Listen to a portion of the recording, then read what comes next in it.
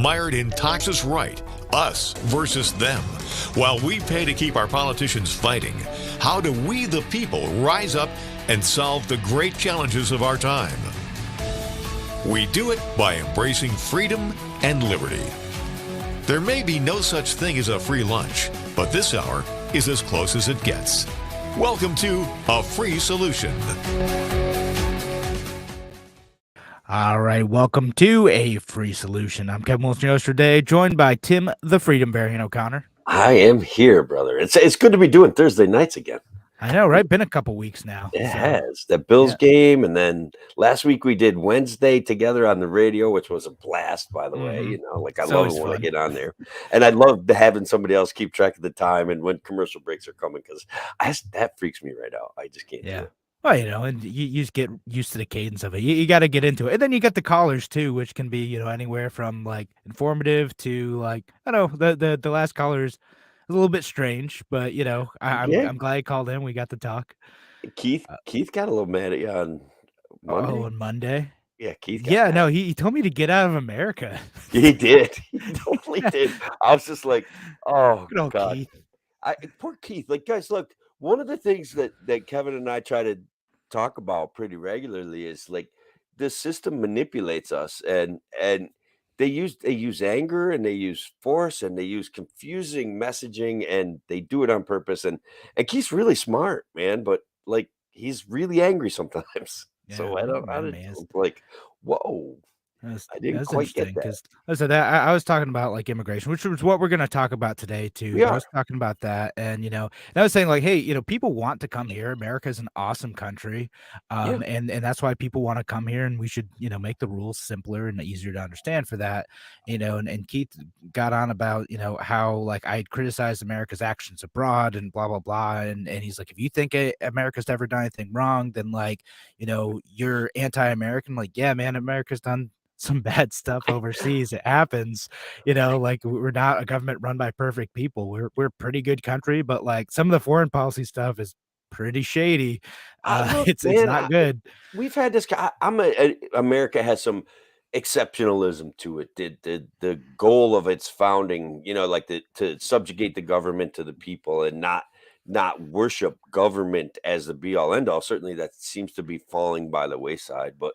Like, America is an exceptional country throughout the world. We do, and we really did had a better grasp on freedom and individual rights, and some of that probably for a lot of people seems like it's getting bastardized, and I get that. Like, I get that understanding of that feeling, but Keith is also the guy that says the government is going to keep you safe, and it's like that the government's not going to keep you safe. The government's going to promise to keep you safe.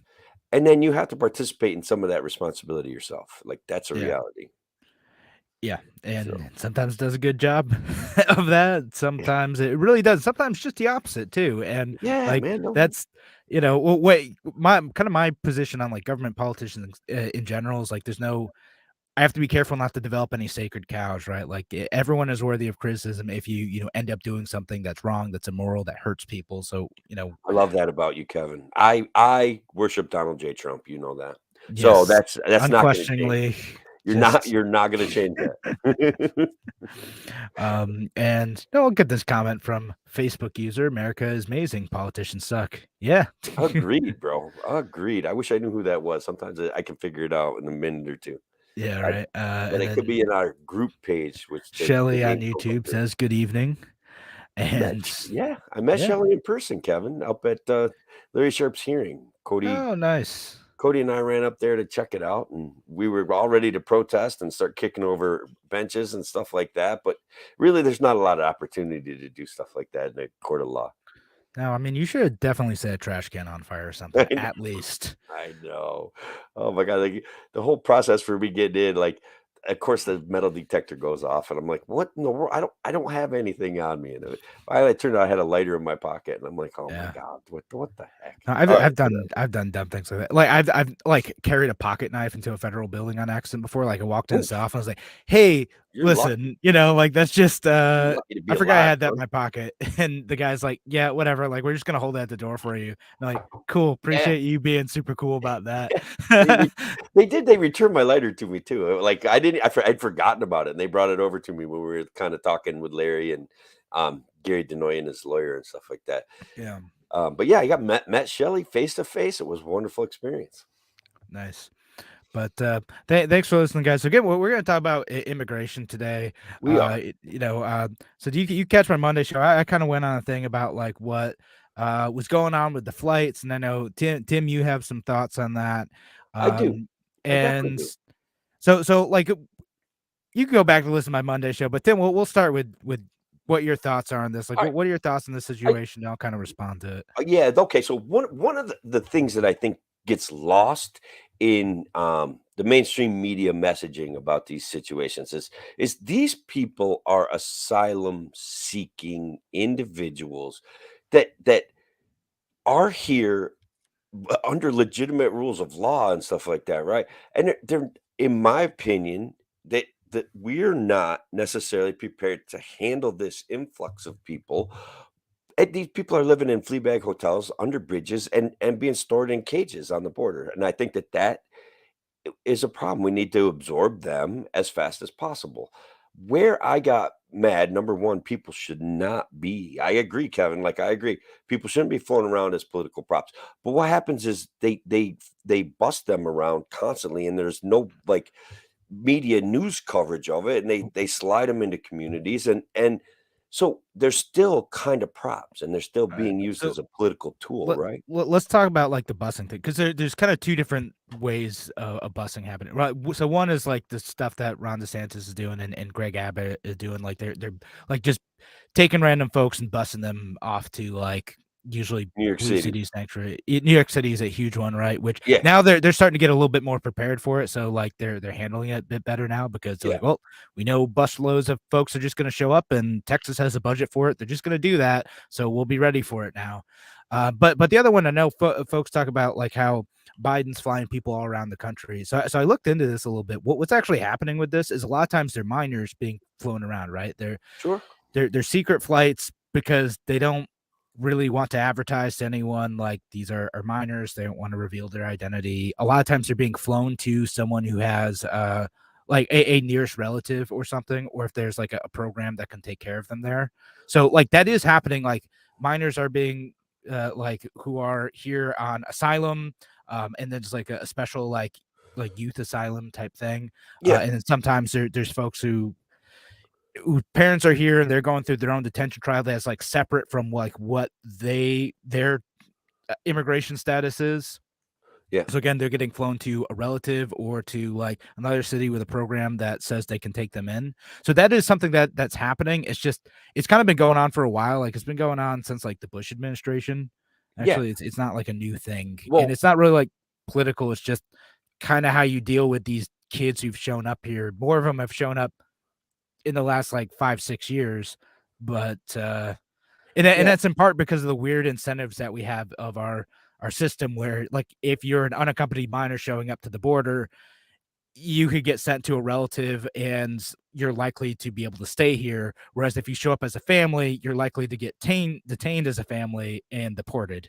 yeah. So I think that there's a broad source of agreement available to the American people. And so one of my issues is that and this is just as a libertarian, I can't feel obligated to take a side in a system that I see as freaking broken, that I talk about it being broken, that I see being used as a political weapon to whip people and pit neighbors against each other. And so that to me, when I say, all right, Ron DeSantis, that was a scummy move. Martha's Vineyard could have won the day by saying, "Hey, all right, we got 50." And look, man, I think if it was the on season, Martha's Vineyard would have been like, "Oh yeah, we got room for you guys," and they would have like done it the other way because they have housing available there. They have hotels that are discounted. Things are heading into the off season for Martha's Vineyard, and they sent them to a military base, bro. Like I don't know. Ron DeSantis claiming he saved them from underneath bridges to send them to Martha's Vineyard, and they end up on a military base. I don't know all of what's true, what isn't true yet, but there's this is So gross. All of it's gross, and all of it it's beneath us as Americans. so a lot of it's gross, and I the people Martha's Vineyard are gross their own way, but like I think about it a little bit different than you. Like in this case, again, just because I'm criticizing Ron DeSantis does not mean I'm necessarily taking the side of the Democrats who are talking about this, or the I folks at Martha's know. Vineyard specifically. Just to be clear to the folks listening out there, right? Like I don't have to pick a side in this, right? Like I can say Ron DeSantis is being terrible, and also when the Democrats are like, "Yeah, we're in this together," but no, you guys are You guys are terrible too. totally lying. I get Yeah, it, like man. because I get it. they do virtue signal a lot where they say like, we love immigrants. Immigrants are great. And then they support like Joe Biden's immigration policy where literally he's rounding up like immigrant families and dropping them in like nasty Detention neighborhoods of centers. Tijuana. Yeah. And no, like if that like down to Mexico, like and people are begging like the border patrol and the Oh, immigration services folks, but hey, please don't drop us off here. It's really dangerous. There's young kids with us. Like, what are you doing? And they're like, nah, who cares? Like that stuff's happening from the Biden administration. That's terrible too. They could fix this stuff. They could do like the real long term, hard work of like actually making the immigration system better. Instead, they want to like dunk on Republicans who are legitimately being terrible in this situation. They get to yeah. score some points without actually solving the problem. And that to me is virtue signaling. It's when you talk about how much you care about a problem and you are empowered to do something about it, and then you don't. So I basically agree with your definition of virtue signaling in this situation. And look, I want to tell you young kids a little bit about this. This has been going on forever. Okay. It is a way to whip votes from people by controlling their emotion. Like, let's make them one. That reminds me, they're gonna kind of lose track of my thought, but I want to talk about why people are actually afraid of immigrants, despite certain economic realities and certain realities that we should have a conversation about how immigrants probably overall contribute to our society. I mean, so when we get into this conversation, I've seen this going on now for decades where we make deals to fix the immigration system. Ronald Reagan granted amnesty to 16 million people that were here illegally, but they had jobs and stuff like that. The caveat of the other side of the agreement was Congress was going to come back with a comprehensive immigration plan that made sense because even then, and especially then, because we were less fearful of immigrants back then, believe it or not. And my grandmother still spoke Italian. Like we weren't as afraid of immigrants. I don't know what the news cycle does to people's minds drives me crazy. And I mean, when we talk, it goes in waves in this country, yeah, like historically, right? Like there's been waves of like, we're super scared of Irish immigrants, we're super scared of Italian immigrants, and they'll I don't never know about we're assimilate and they'll being never scared of the happen. Irish. Look at Yeah, us. We took over the world, man. yeah. I mean, that's fair. The Irish diaspora is a thing, but diaspora, whatever it's called. But like, you had like in the 1920s, severe immigration limitations, that went up through like the 1960s. Like even like getting in from Mexico is like a challenge, and things got more and more strict for a while. And in many ways, it like hurt the country because the country like it does now, like could actually kind of use the labor.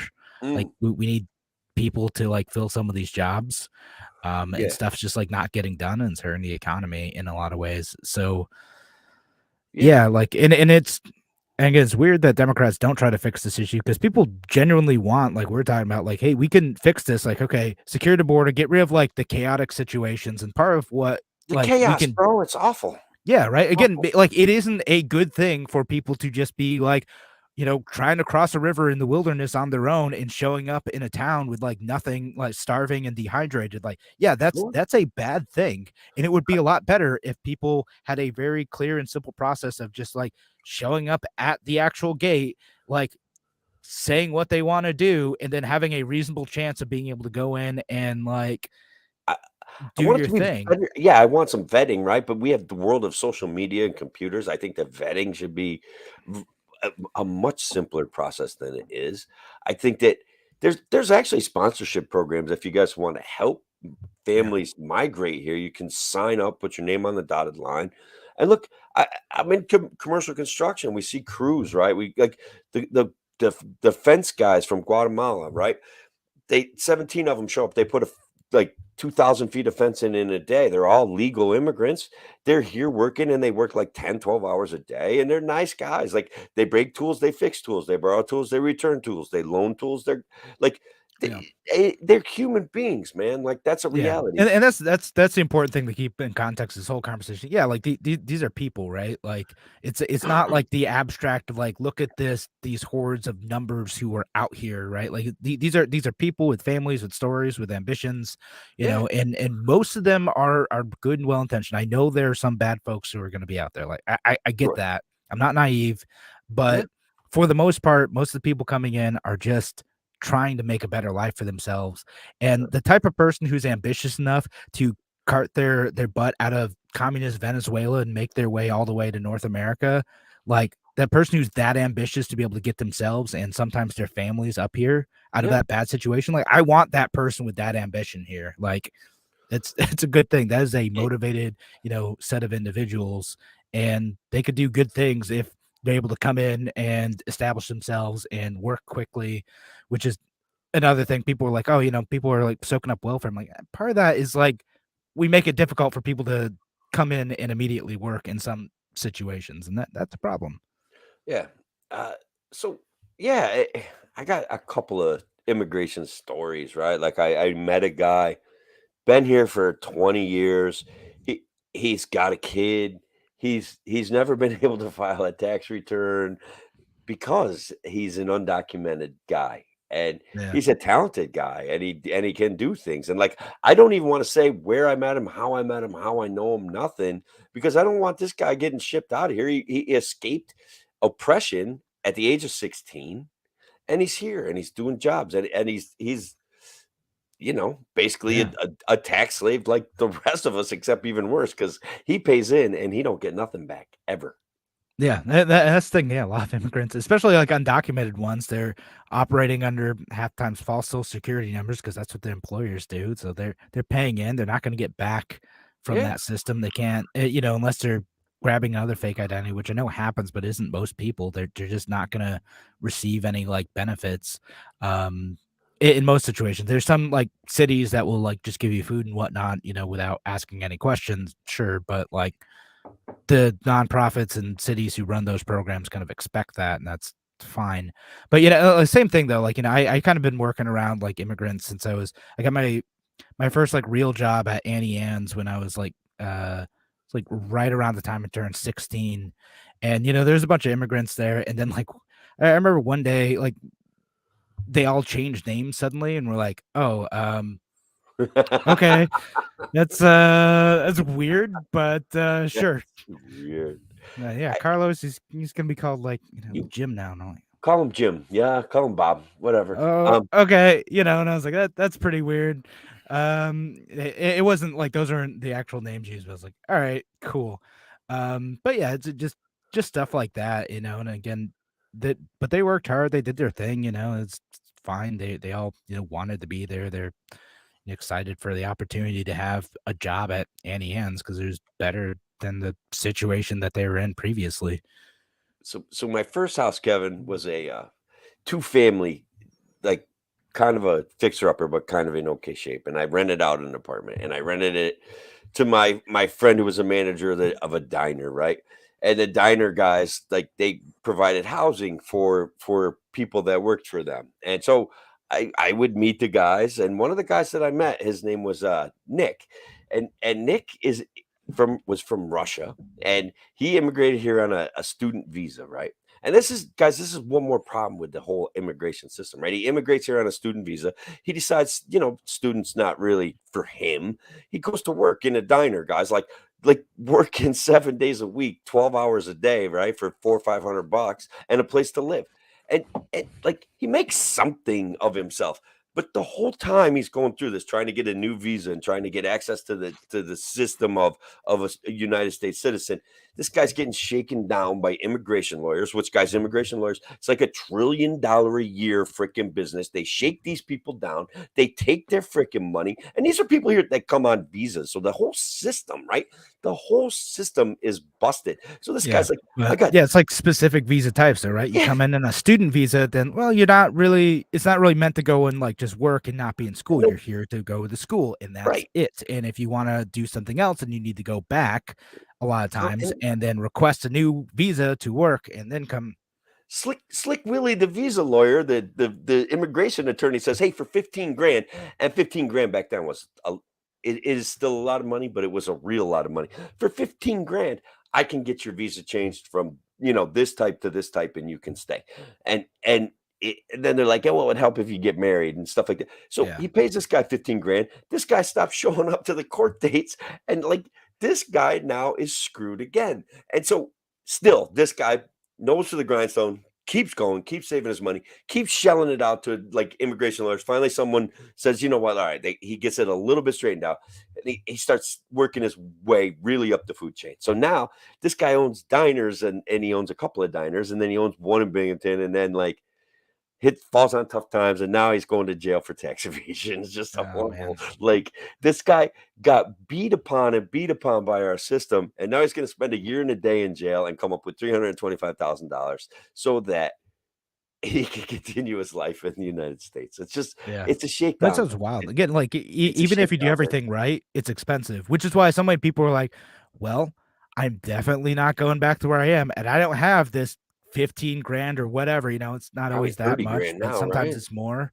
Like I don't have this money to like do things the legal way, so I'm just gonna stay here and keep doing what I'm doing because that's a lot better than the alternative, and I will risk getting caught by the immigration authorities if it means staying here. Yeah. And that's why you get situations as like for a while. I don't know if this is still true, but for a while, like the largest undocumented immigrant population in the United States, like this was as of a few years ago, were the Irish too. There's a lot of students who came over, and like folks who like would come over, visit family, do their thing, and then just overstay their visas. Yeah. And then just that kind of still hang is out. the biggest segment of illegal immigration, as far as I understand it. Yeah. There's asylum seekers, and there's people that have overstayed their visas. Like that's Yeah, that's essentially like it usually isn't people coming in like crossing like the river, walking through the desert. Like I know it's a thing, and that's one of those things like the media likes to show. But it does happen. But most of the people coming in, they're flying over on a plane. They have some legitimate reason to be here, and then they just don't leave. Which again, and look, to me, I I'm think like that's fine. It's as long as you're not hurting people or taking their stuff. but I think the mainstream media does a horrible job of explaining the actual problems like you and I are explaining them right now. Like the immigration legal system is a literally shakedown system for money that overstaying your visa when you're here for years building a life. Like agricultural visas, guys, like this is literally a toxic poison. Like you get guys to come work on your farm. Great, right? That's good. They'll do it. They'll spend it. But all of a sudden that guy gets fired. The person that's holding his agricultural visa can now make that person an illegal alien, and I don't think that that's fair. I don't think that that's a human rights issue. That's bullshit. Besides, working on a farm is really hard, and it's kind of gross. I did it for years. It's a tough gig, man, and it's not fair. It's not fair. They're not slaves. They're human beings. We gave up slavery a long time ago, and we need to be better. Right. How's Yeah. that I mean, going? it creates My a system virtue where you can signaling extort loud people. enough? No, it creates a system where you can extort people, right? Like where you can be Sure. like, "Hey, listen, I'll drop this thing, and then you'll have no legal reason to stay here. You know that like 6-month lease that you're on? Well, too bad. You know, you know how you have a girlfriend here now? Well, it doesn't matter. None of that matters. You got a kid on the way? Ha! Guess what? Work a few free hours, like work a few free hours. Yeah. So, yeah. So again, so we got this situation again. I'm not the DeSantis situation, which is still happening, and I actually one of the things that kind of makes me mad about is like spending money on it, right? again, Yeah. yeah, like I get mad when like Kathy Hochul's spending ridiculous amounts of money buying the expensive COVID tests from like one of her political donors, right? Oh, Like, yes. which is something that, It's just something that can happen. yeah, What right. about when Cuomo sent $50 million to Puerto Rico for like when the place was rebuilding? They really couldn't use the money at that time anyway. Do you remember No, I that? do remember. Actually, I mentioned it briefly on Monday's show It was because like it's just one of those things where he was trying to like get some of the Puerto Rican vote, right? There's a lot of Puerto Ricans like throughout New York State. There's a bunch in Rochester, a bunch in New York, yeah, and he was trying to make them happy. So he's like, yeah, we're gonna send a bunch of New York State money down to Puerto Rico to help, and yeah, yeah. Thanks. it's Now like we're for we're what? like Like only this was just a ploy to like you know 5 votes. buy votes. But at least in this case, he's like helping people and not defrauding them. But Yeah, no, I get it, but it like doesn't make it that much better. right, but sending around But piles of money like still not that great. irresponsibly invites all Oh sorts of yeah. grift and graft and corruption Oh, and it does. warehouses I'm full of not saying it bottled was water. a good thing. I'm just Yeah. saying he wasn't hurting people and using them as political props in this situation. Mm, So true, true. I do which Ron DeSantis is he spent so I gotta like check the number on this, but it's yeah, like it's over allegedly he $1,000,000. spent like $900,000 Yeah, like flying an empty plane to Delaware to like yeah, trick people, and I'm like, yeah, okay, cool. Like, as much as I love dunking on the progressives and the Democrats, that's yeah. $900,000 for a political stunt. Like that's very persuasive. I'm gonna try to take the other side because this is campaign season and this one's gonna be hard for me. But we saw AOC go around and do her crying dance at empty immigration detention centers, which are now full, guys, by the way. Um, and so there is a real like 2 million people cross the border this year into Texas. Um, that stresses any infrastructure. They're all a good portion of the border crossing are people that are legitimately seeking asylum. So we are obligated to provide something for them, which is access to our courts for a hearing. And therefore they get to stay in the country while that's happening. That's the law, guys. Okay, like that's not so we can't just shoo them away if they're here for asylum. That's who we are. That's part of what made America great, and that's fine. We want to know if they're refugees and we want to help them. So where was I going with this, Kevin? My God. Oh, virtue signaling stunts like what AOC did. Eh, They're set up for this whole like somewhere in October, this October surprise of going into Florida and Texas and saying, these poor illegal immigrants, look how they're shitting on them already. And so I feel as though there was this, and look, none of it's okay, even though I may laugh about it, but they did this preemptive, disgraceful thing to preempt that eventual disgraceful thing. Do you see what I mean? So, well, again, with that thing, like, I don't know. I have no idea how genuine she's being. Like, for as far as I'm aware, she's like sincere in trying to move policy to make immigration easier in Congress. As much Yeah, as I want to dunk on her, as much as she deserves a bunch of criticism on economic stuff, fine. I kind of agree with her on a lot of the immigration stuff. Not all, but a lot of it. And I don't know. Like, again, it's like the reason I got mad about, like, I commented, you and I kind of went back and forth on like a Libertarian Party New York thing. The reason I got mad about is like, look, this is an opportunity to be like, hey, here's where the government is doing a terrible thing, and let's talk about like what the solution to that thing is, right? Like, step aside the like Democrat Republican fighting about this. You got Sure. Democrats virtue signaling, we protect immigrants, and then don't do anything about it. And then Republicans just being kind of cruel in this situation. And Yeah. you don't have to take either side. You just say, like, hey, you know what? We are the adults in the room. We can fix this. And you I can do it through memes. You can do it through like whatever, right? But like we can yeah. actually fix this, and like let's get rid of all the partisan noise and talk about like what we're actually gonna do. And again, it's So hilariously, what I interpreted your offense at was the fact that we were mocking at least one part of the situation right now, and that we could. And I agree. Like we're ready. People are ready to hear our views on immigration and stuff like that. Okay, they're ready to hear that. But the whole system deserves abuse, and not. from us, because we didn't craft it, we didn't create it. We're not dishonest, and we're not going to use human beings as pawns in political fucking gamesmanship. Okay, like that's. And I thought that you took a side that um, felt like we shouldn't make fun of the virtue signalers at the same time. And I get your points about AOC, but like that dancing, crying thing was too much for me to handle. Like it was just too Yeah. much because she's economically illiterate and she is okay on human rights. She is. She's a humanitarian. I I don't like her overall behavior, like as a but I don't like any of their behaviors. I don't like I Jim mean, Jordan's she's a behavior. crafty Like I don't politician like like the rest AOC's of them. behavior. I don't like She Louis Gohmert's behavior. I don't like Nancy Pelosi's behavior. I'm sorry, they're a bunch of clowns. all So right. So carry on. like so my thing on that is, again, like, I know you're like, hey, we didn't build a system, we didn't do that. All right, like, again, we don't need to take sides. But also, like, when the system acts inappropriately, like, we as libertarians, the big L and the little L, like, often like call that out. Like, hey, look, this is where the government's doing a crappy thing, and like, we can fix that. The Democrats are pretending to fix it, but they're actually not. The Republicans are actively terrible in this, or vice versa. The Republicans are, pretending to fix this issue. They do this with Second Amendment, with spending, with a Oh, whole bunch of sure, stuff. sure. And Democrats are like actively terrible on this thing, right? Yep. And then we step outside that and like, you know what? That all stinks. Here's what we could do instead, which would be better. And here's where Americans even say they want this thing, and they say that on immigration, they say that on fiscal responsibility, they say that on a whole I'm bunch of issues that they agree with Americans, and we just need to continue to hone the ways in which we present that message and get people to act, and not just like, well, guess I got to pick a side this time. right. And Well, I do was we pick the willing to. liars or the people saying they're going to do the bad thing? I don't know.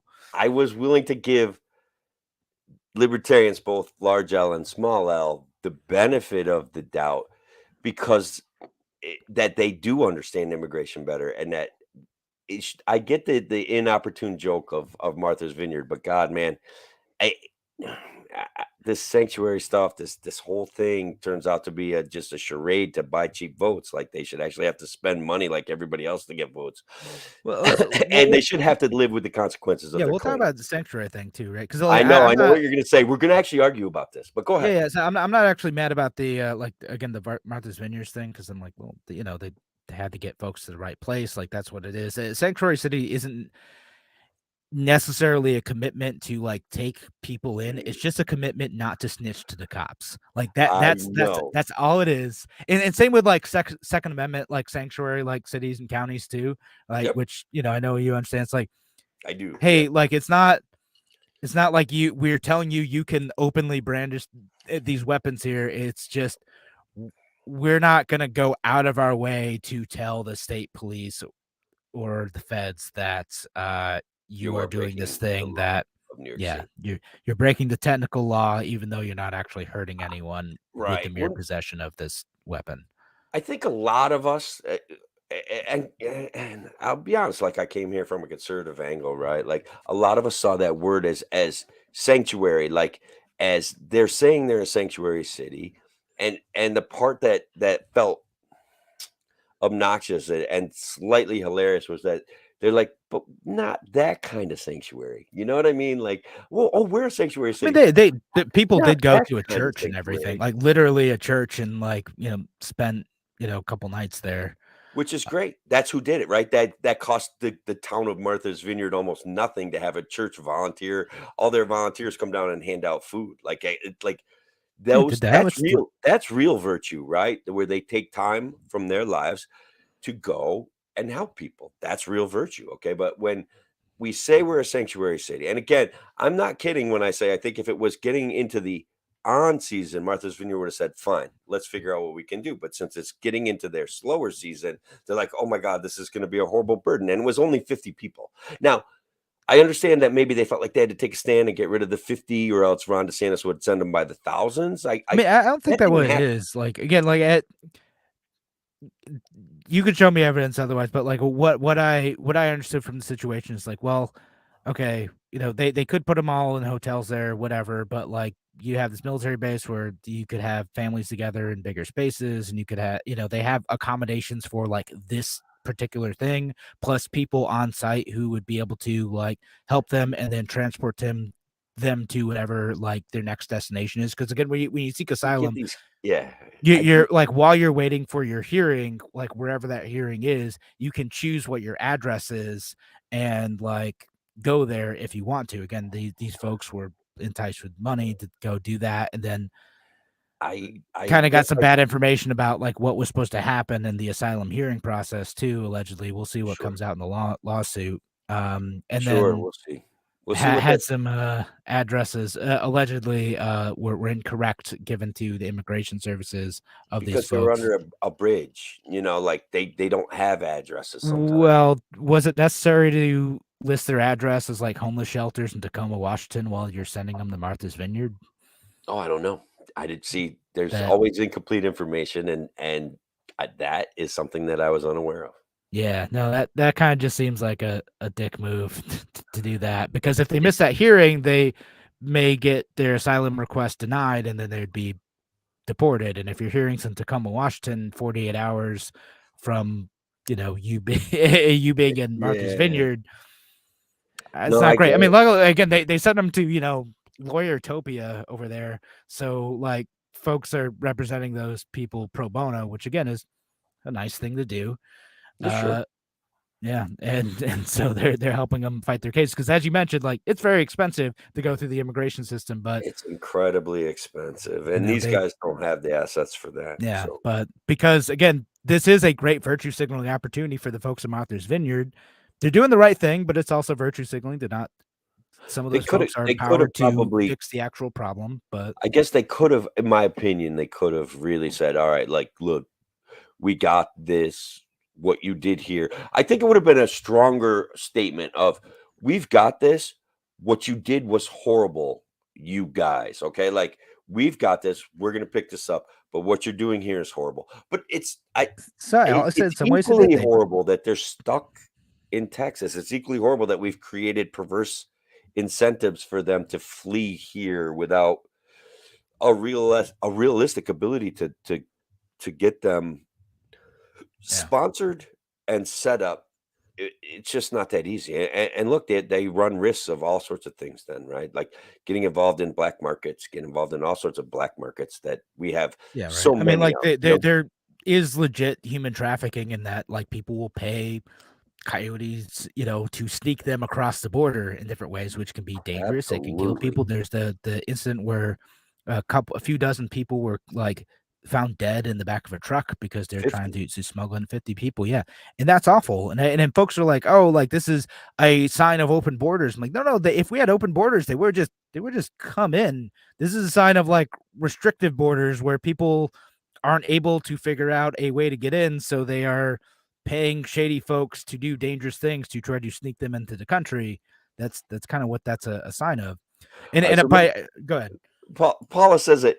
We get Paula out of the audience. She says Yeah. it kind of along the lines of what I'm thinking. I just feel like someone at Martha's Vineyards could have started a GoFundMe or had a Louis Vuitton or Gucci garage sale or something. I, I I guess they're getting some volunteer attorneys from Martha's Yeah. Vineyard. I'm not No, sure. I do believe yeah, that no, part's they are doing happening. that. Again, it's a great virtue signaling opportunity. And in some ways, again, legitimate help, right? As you said, it's expensive to get through to navigate this. These attorneys get to do this. They're volunteering their time, and they get to dunk on like DeSantis. Sure. So This like is they are getting some help with that. The only thing they didn't do is like have those folks stay there long term, which again, temporary shelter, legal assistance. I mean, that's still a nice thing. yeah. So let's go with Shelly here. The whole thing is like being in foster care, and I think Shelly's mentioned in the past that she was in that system. People are trafficked to Yeah. another location because the people in charge of them shuffling the paperwork or for whatever political machinations screw up, and these are people's lives, right? Like I get it. It's that's the part I get, right? Like that's the part I want everybody to get. That even me coming from this deal, like you've been manipulated over immigration and illegal immigration for decades. It's time to step outside that box, Stop letting these jokers put you in that box. And sure, I laugh at things maybe I shouldn't laugh at. Maybe I post things I shouldn't post. I don't know. There, for me, there's got to be some sort of, we have to laugh at the absurdity of it and say we would never do it this way. Never. This is bad. So yeah, I mean I get it. Yeah, I and say that a lot. I get it. I get it. yeah, and just to read the beginning of this, McAllen, Texas, flooded with people and their schools are overwhelmed. Yeah, I mean, I understand that too. There's a bunch of folks coming over, and when you with the schools specifically, right? Like schools have like most of the time a legal obligation to take in any student who lives in the district, any school age student who lives in the district, and parents also have a legal obligation if you're there under whatever residency status to send your child to school. And again, if you suddenly have a whole bunch of kids coming in, it can be a challenge to deal with, right? It's absolutely it's a challenge to deal with. In a lot of places like border areas in Texas, like they've been doing this for a long time. They were, uh, they're fairly well equipped in most of these cases to do that. But other places that have suddenly got a big influx of refugees or immigrants, like Utica, struggled when they got a whole bunch of Bosnian refugees. Okay, like they all went to Utica? How does Proctor handle it, right? Like how do they figure out like some of these students who didn't speak English? How do you deal with that stuff, right? It's You're tough. Like legally you're obligated to provide them with an interpreter. yeah, Legally, exactly. and English as a second language. They call it something different now. Yeah. But I do want to talk about one of the external costs of our refugee program, if you don't mind, Kevin. Okay, great. In the 1980s, Somalia, the United States offered Somalian refugees a relocation program to areas in and around Minneapolis, Minnesota. And so I just want everybody to know that there can be when our systems aren't when the burden isn't shared equally, we can end up with Ilhan Omar in the United States Congress. I just want to be clear. That is an external cost of what sometimes happens. Refugee programs. I've been saving that one for a while there. I wasn't quite sure how it get the beer in us before we drop that bomb. There you go. But so let's talk about a couple more solutions. Then we're gonna move on to more fun stuff. Yeah. Couple solutions. Go ahead. This, regardless of the stupid jokes I make, this is depressing, and I feel this in my soul, right? Like this hurts me to see this. Like I'm not. So yeah, maybe I smile, maybe I make jokes, but this one stresses me out. Man, yeah. This show it's lighter than like the Ukrainian war shows we've done. Yeah. But yeah, no, it can be tough. And again, I feel for this. I've worked with folks, in several different settings of different immigration statuses. Like that, I'm on a volleyball team. Hopefully, fingers crossed, the league doesn't get canceled again. But like many of the folks on that team were are or were immigrants, right? Several of them are U.S. citizens, but like may have been born somewhere else. And again, these are folks who are my coworkers, my friends, people I see like doing great things to the community. So I get a bit like agitated when folks are like, "Oh, these are just a bunch of monsters coming over and like committing crimes and leeching off our system." I'm like, hey man, you're talking about my friends here, like, and building fences and working all day long and shoveling your cow's poop into the gutter and driving tractors around your hay fields, like all of the things and it's waiting on tables and bussing tables, like it's all of those things, man. Yeah, That's what it's they're all doing. over. And again, like the high end jobs too, like people work in tech and Yeah, software that's right. and That's another big engineering, one. and like all over the places. It runs the whole gambit of folks. And again, to me, like if there's a talented person in India, China, even Russia too, like we all those folks fleeing Russia right now. Speaking of the Ukraine war, who are like don't want to get conscripted. Some of those tech workers, like, hey man, bring them over here. Like there's some folks who will like take them, like for sure. Like, hey, you want to get out of your country? You want to not go to war in Ukraine? Great, come over here. Let's make it easy. Yeah. I guess there's going to be plenty of Russian immigrants available. They are fleeing that country right now. We make it hard to travel here too. Biden could make it easy. He could have done that with Russia. He could have done it with Hong Kong too. Like, yeah, hey man, they're starting up the draft, and the Russian people are like, "See you later. We're out of here. We don't want to deal with this." I do want to, before we go on to our lighter stuff.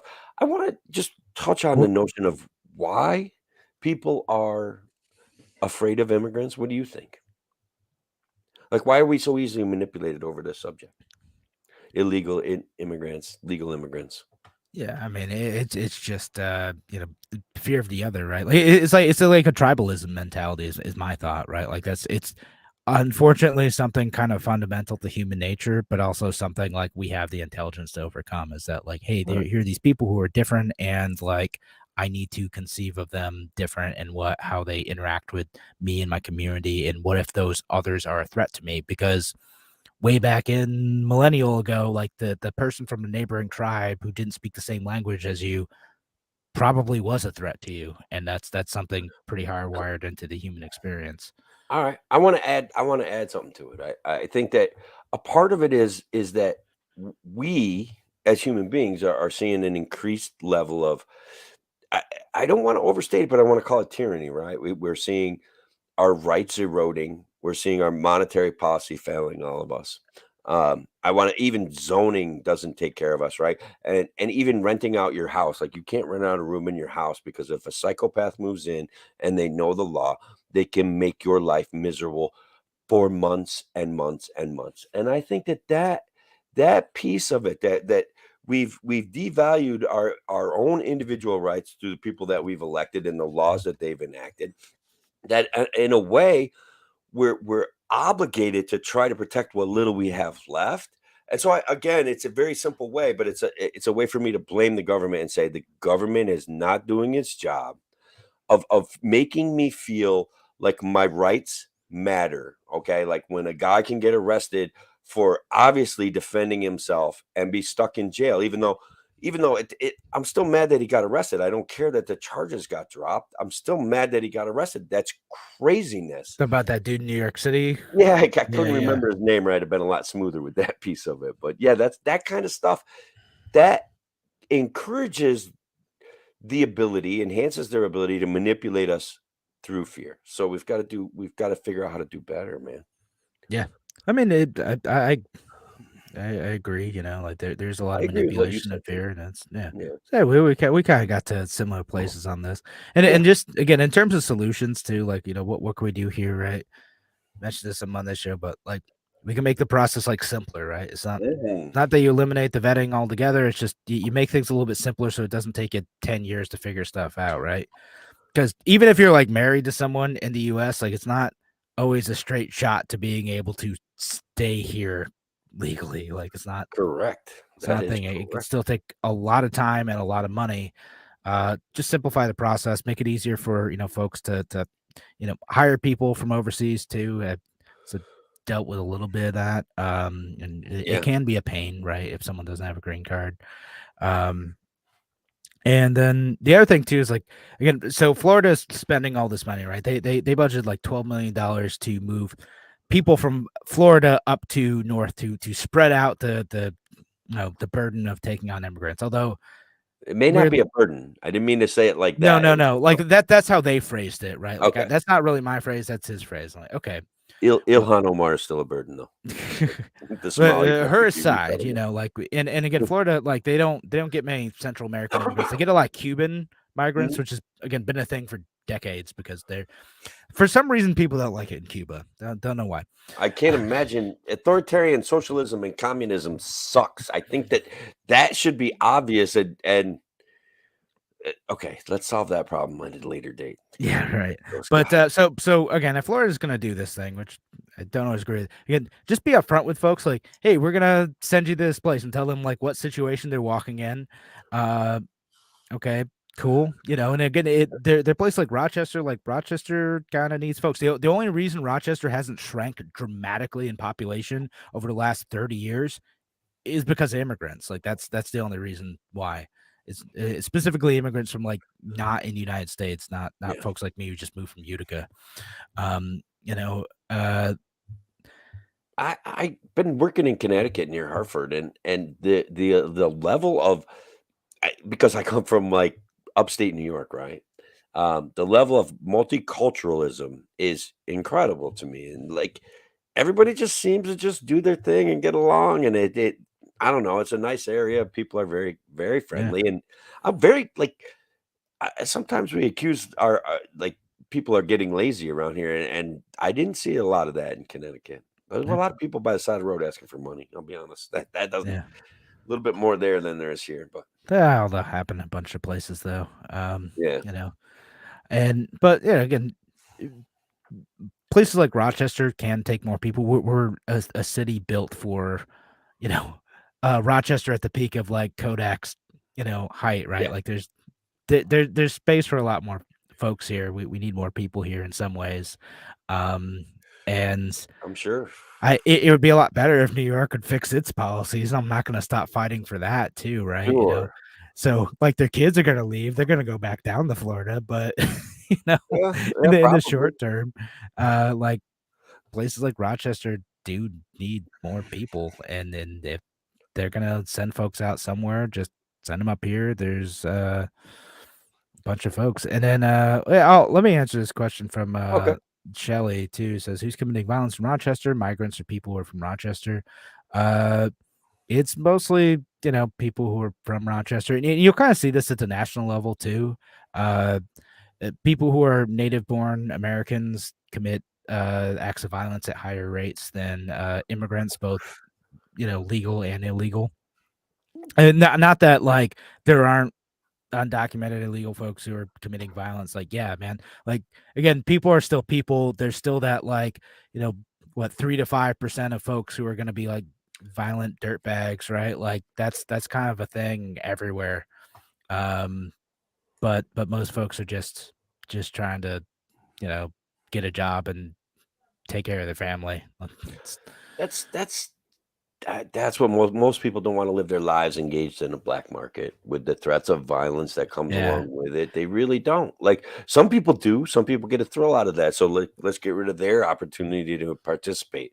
So, exactly. let's have more markets where, "Hey, that guy stole my pot plants. Can you go arrest him?" Like, Yeah, and can we do that? Like, that would be probably better. yeah, and Uh, so that's actually part of the argument for Sanctuary City, and part of the argument they made here in Rochester too is like, okay, so if you're undocumented, you're here illegally, you've overstayed your visa, whatever the situation is, right? yep. If you see someone like commit a violent crime in front of you, are you gonna go talk to the cops if you suspect that the cops are gonna like turn you over to ICE? No, you're gonna keep your mouth shut because like you don't want to ruin your life over that. Like, even if it's the right thing to talk to police about it, like they're like, "Well, it's not worth it." So the sanctuary status in Rochester, part of that was like in the neighborhoods where there is crime too, and there are migrants, they don't want them to not go and report stuff to the police because they're worried about getting deported. Like they wanted to send out the message like, "Hey, you're not going to get deported just by talking to us and helping us solve a crime. It's we're not gonna look up your immigration status or like petty crime stuff like that." Yeah, I I think that's an incredibly valid point. I just I got some NyQuil chicken cooking, and I gotta go check on Yeah, it, bud. We gotta start heading yeah. towards No, the we gotta swap some Nyquil chicken recipes. Yeah, no, I mean, thank you. Radical shift in topics. Thank you, FDA. segue. Yeah, for warning us not to cook Nyquil chicken. What would we Um, do without the FDA telling us, like, we to just be not eating cook our chairs, cooking Nyquil chicken. I mean, Um, I don't know.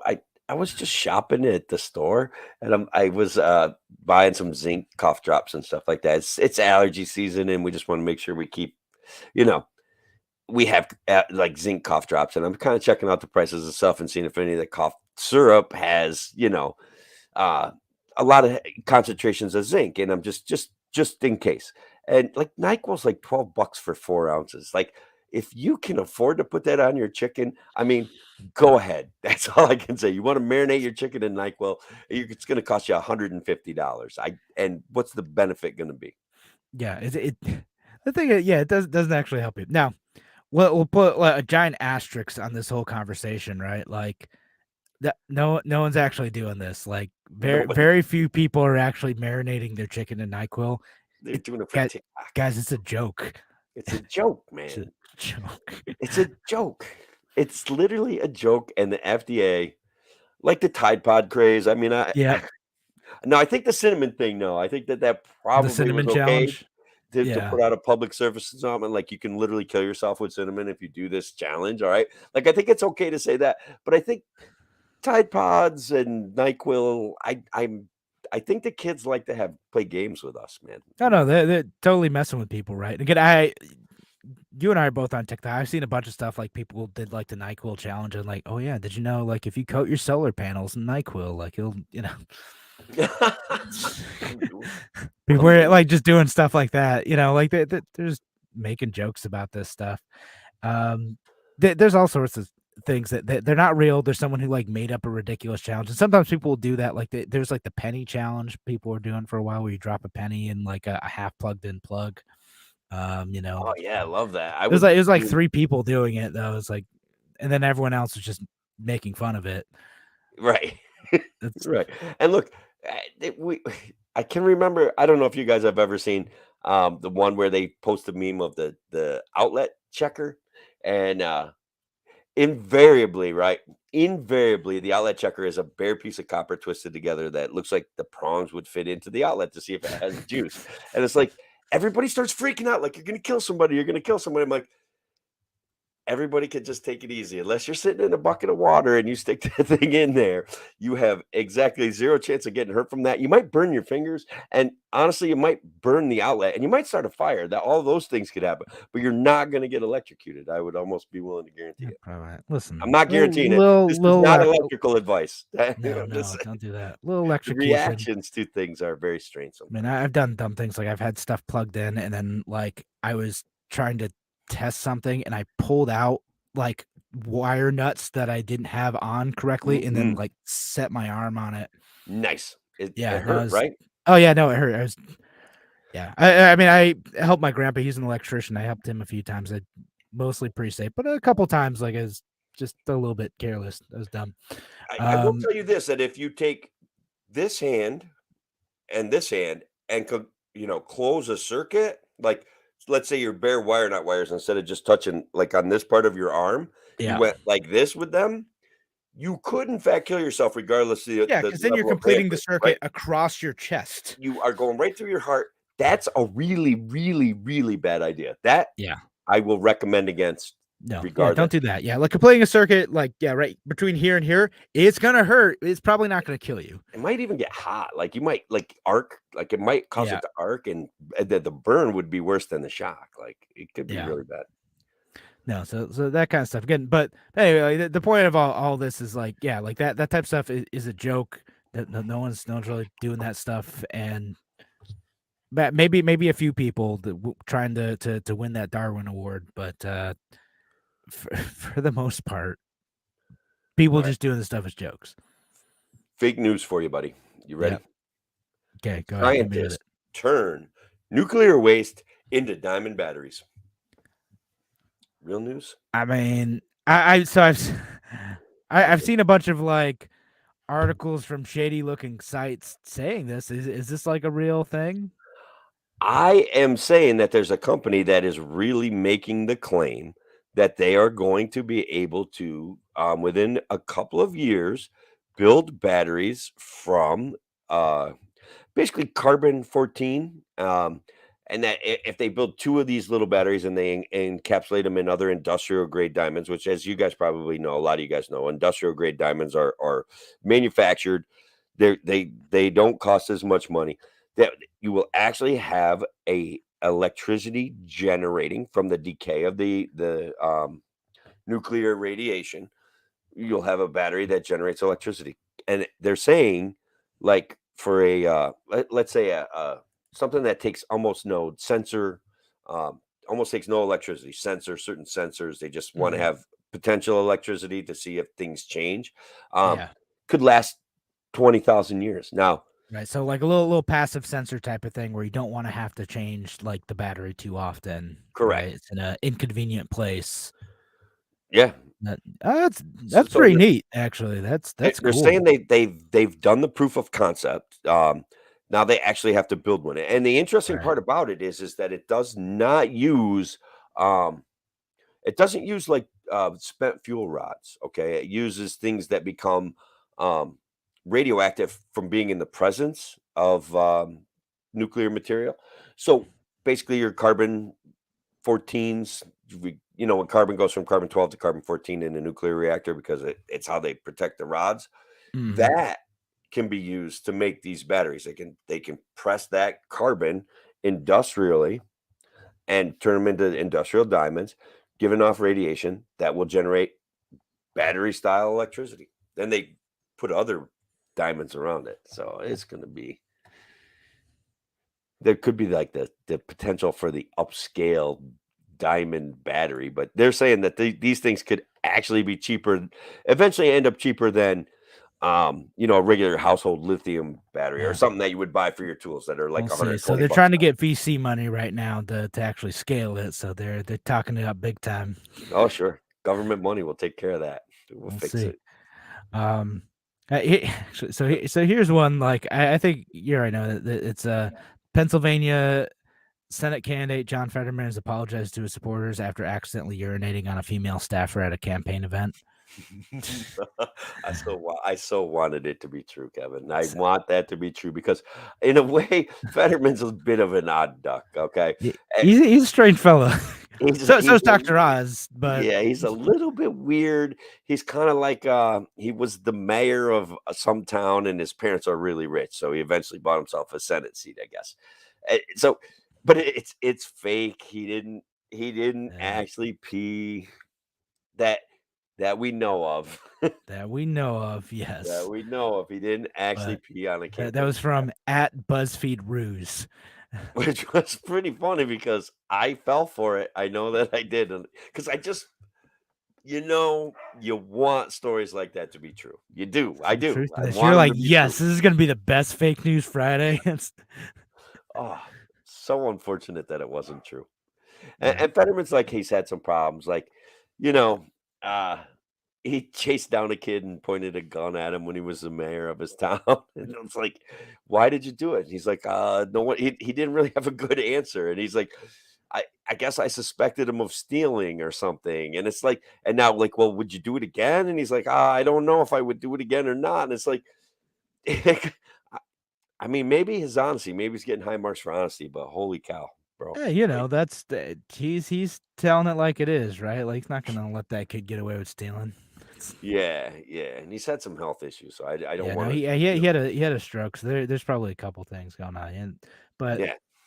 yeah, I mean, it is a couple Your weird choice instances. your choice there is Dr. Oz, and everybody's, like, talking up Dr. Oz like he's some conservative savior, and I'm like, "Look, this guy's flip-flop on so much garbage, like, A, he's not conservative, B, he's just gonna be like he'll be the next Liz Cheney for your Republicans, you can enjoy the Yeah, crap right out of him, man, like, good luck, he will not make yeah. government smaller, he's a literally, like, whatever. Your choice is when the best that you can do is John Fetterman or Dr. Oz, that says something about That's our system, Kevin. just right in a libertarian, literally any libertarian. Right in Kevin Wilson. I mean, Yeah. if I have no idea if they're running anyone on the LP in for that race, I but don't know, I doubt it, right? It would be a yeah, good race to have a libertarian running though, because man, they could literally say nothing and get like 15% of the vote. They could just not, they you'd could think so. You'd think so.